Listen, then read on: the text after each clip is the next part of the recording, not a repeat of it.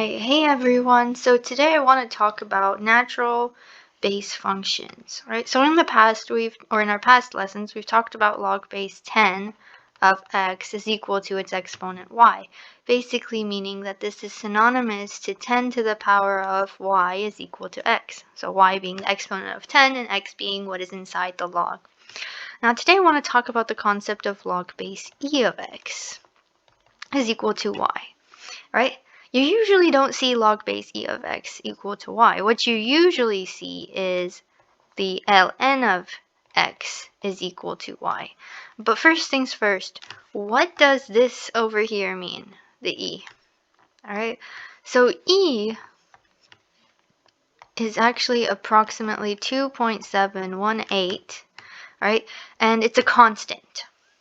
Alright, now why did we choose this number? Like, it's a pretty random number, 2.7, like, why couldn't we choose 2? Why couldn't we just choose 10, right, to be a natural number? Because those seem more natural to us, right? A whole number seems more natural, I mean, intuitively or instinctively to us. Alright, so why 2.718? So, basically where it comes from calculus. Alright, so when we're trying to find the integral of 1 over x dx, okay, or mathematicians, not we, because it's not me, okay, 1 over x, they would keep, they tried to find this integral, and then they found out that this is actually equal to log base e of x when you want to integrate 1 over x. So this is natural in that sense, that we get e. And of course, log base of e is written as a natural log. So basically, it's log, but with an n in it, of x. Alright, so ln of x is what you probably commonly see, and it's also a function on your calculators as well. Alright, okay, so think of e as a friend of pi, right? It goes into that group. It's a friend of pi, right? Because pi is also an irrational number, 3.14, and it goes on forever. And e is kind of in that same category. It's a constant that goes on forever. So e is a constant. Now I have my graphs over here of y equals e to the power of x over here, and I have y equals e to the negative x over here. So now you may be wondering, why do I have e as an exponent? Well, the reason being, well, if you have log base e of x, as we have up here, log base e, well, this is interchangeable. Now, earlier on in this video, I said 10 to the power y is equal to x, which is the same thing as b to the power y equals x. Well, how would I make that look for a log base e? This is, well, this time our base is e in this instance, and the exponent in x will stay the same. So it's e to the power of y is equal to x. Alright, so now let's take a close, before we take a closer look, log base e, or the log of the exponent of e, is the inverse, their inverse functions. So y equals e to the power of x, the inverse function of e to the power of x is the natural log of x, which I've shown here in green. So I have the exponent, the exponential form in red, and this is the y equals x line, right? Because if you have inverse functions are reflected about the y equals x line, and then in green I have the natural log of x. Right, so e to the power of x is an exponential function growing at the constant rate of e, and it's exponential, so it increases heavily, and the natural log of x, though an increasing function, starts to deflate. All right, now we have to the right y equals e to the negative x, so this is a decreasing function. It decreases as it approaches 0, and then the blue line is the y equals x line, and its inverse is negative log of x, natural log of x. You can't have negative inside, and because, well, the natural log, even a natural log of a negative is undefined. All right, and though not the reason, but if you were to solve e to the power of negative x as an inverse function, you would get negative log of x, natural log of x. Okay, so these are the two graphs, y equals e to the power of x and y equals e to the negative x.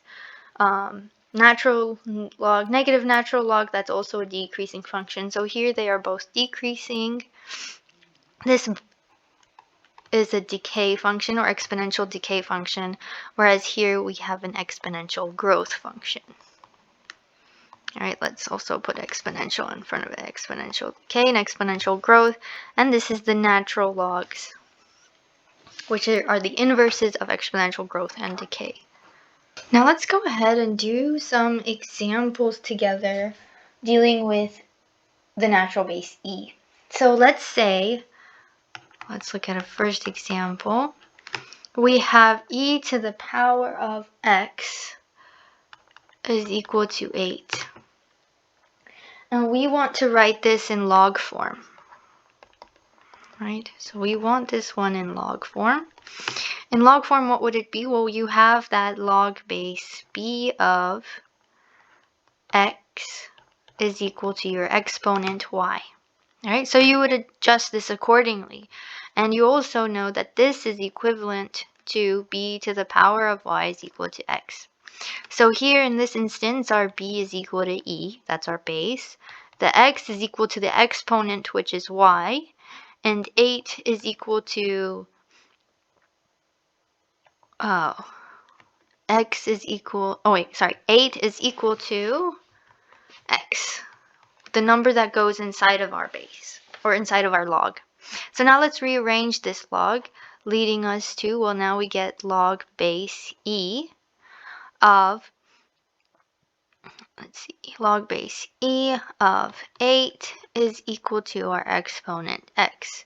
Now this is not your final answer because log base e of x, all right, or anything inside of x, we said that you will write it as the natural log of x, basically ln of x. Okay, so the simplest form, instead of log base e, you write natural log of it, not x, 8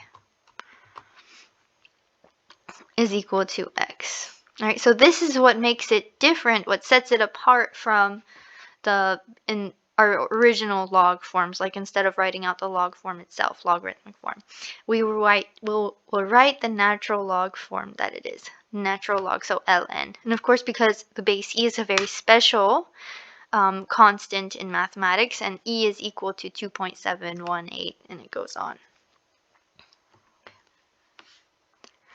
All right, so now let's try another example, example 2, dealing with logs. So the logs that you've been working with, all those properties, they still apply, except this time instead of writing log and whatever, you're going to write the natural log. So it's going to be ln every single time now.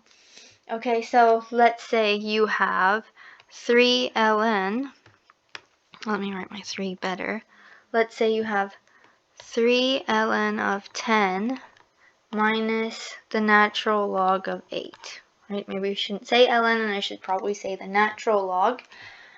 And let's go ahead and simplify this. Let's try to make this into one logarithm. So let's say the question is asking write as a single logarithm. Okay, so, well, the power rule applies, 3 natural log of 10, so I can say the natural log of 10 cubed minus the natural log of 8. Now I see subtraction, so here the first step we use the power property of logs. Then in the next step I can apply the quotient property of logs because it's being subtracted.